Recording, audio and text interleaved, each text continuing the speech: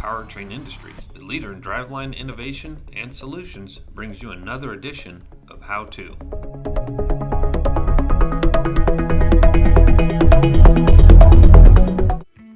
Today we're going to remove this guy, the universal joint, or U-joint.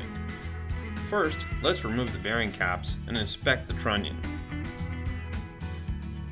Wipe off any excess grease or dirt so that you can get a good look at what's going on here. This is a classic case of needle bearing wear or burnelling for you tech junkies out there. It's time to replace this joint. Let's go ahead and get this U-joint out of the drive shaft yoke. Now, whether you're using a press or a hammer, we're going to show you how to get the U-joint out safe and correct. The first and most important step is eye protection. Let's get started by removing the snap rings from the yoke. Now, your U-joint may have an inside snap ring like this, or an outside snap ring like this one. For outside clip, a good set of snap ring pliers will help remove the clip easily.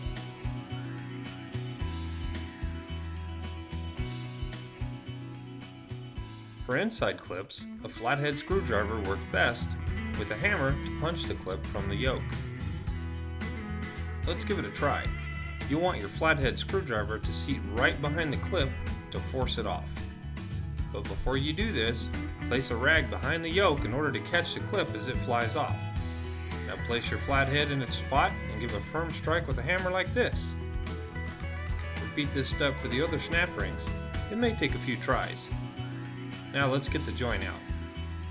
If removing the U-joint with the press, roll the press down to meet the bar. Then pull on the bar to force the U-joint cap out of the yoke. Turn the yoke 180 degrees and repeat the process for the other cap.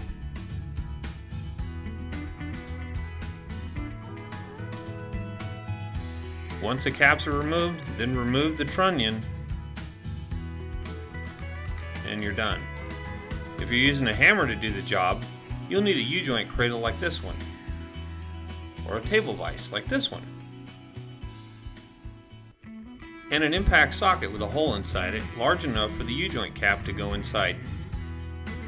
Let's get started. Firmly position the U-joint into the cradle.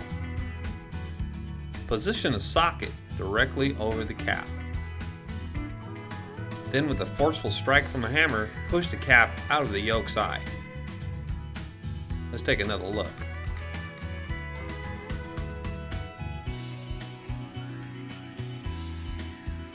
Turn your shaft and repeat this process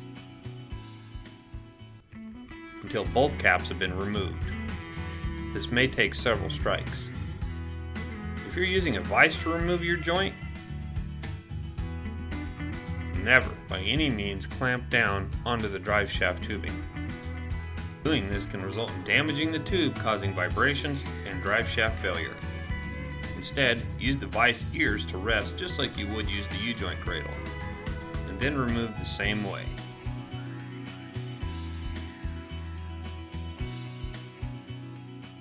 Once the caps and trunnions are removed, let's clean the snap ring grooves.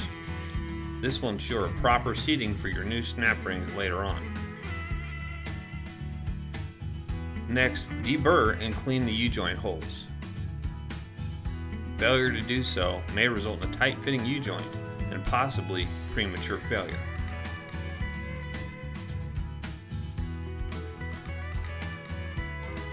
And now you're ready to install your new U-joint.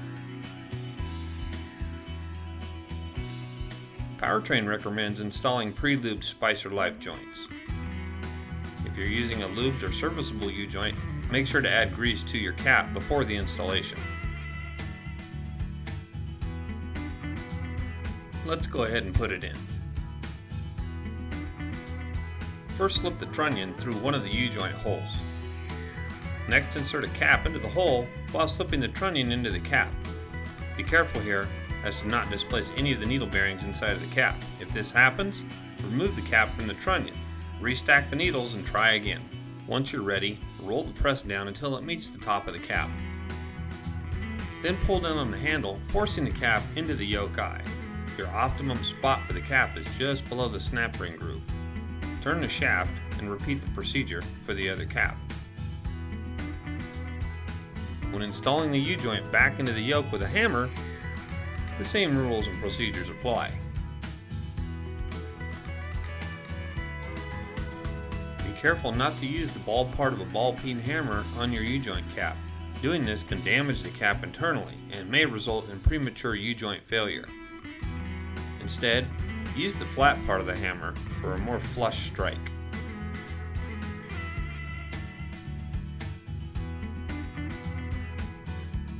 Once your cap is seated properly, turn the shaft over and repeat the steps.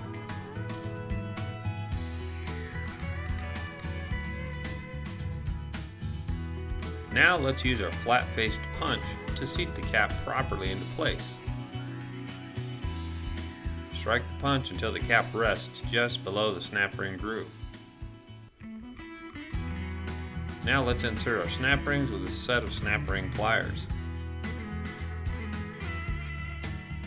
Ease the snap ring into the snap ring groove until it expands or snaps into place. Turn the shaft over and repeat the process for each cap you're installing.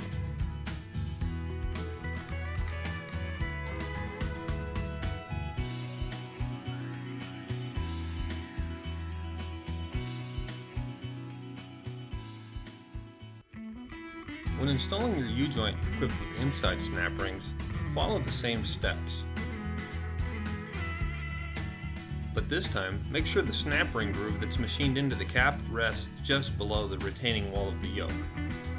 Then take your clip and set it gently into the cap's groove, and with a firm bump from a hammer, the snap ring should slide easily into its spot.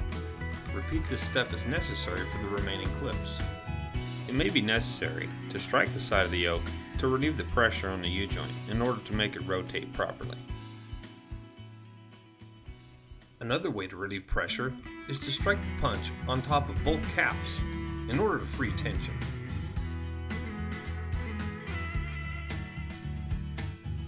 And there you have it. Smooth turning radius is optimum for U-joint life and wear. Congratulations, your U-joint is installed. If you have an attaching yoke to install, all the same steps apply. Never strike any yoke seal surface. Doing so can result in a leaking transmission or differential. And one more thing before we go. To top off that greasable U-joint, make sure grease purges through all 4 caps to ensure proper lubrication. And remember, if you don't feel comfortable doing the job, walk it on into your nearest powertrain, where we'll be glad to assist you.